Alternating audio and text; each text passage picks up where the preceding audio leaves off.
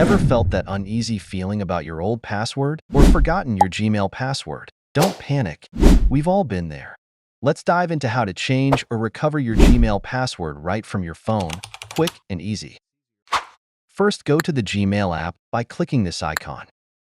Now, click this icon of the top of the right corner.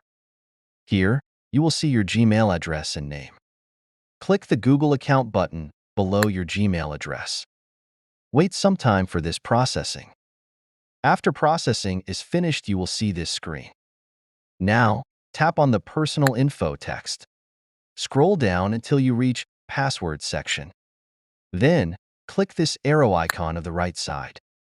And here, tap on the Forget Password text. Now you can change your password here. Type a strong password on New Password field. Remember, the password must be at least 8 characters long. Then confirm your password by typing again in this field. Then click the Change Password button. Congratulations, you successfully changed your password.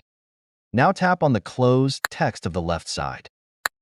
You get a mail from Google like this: your password was changed. If you want to create a Gmail account without phone number, you can see this video. Thanks for watching.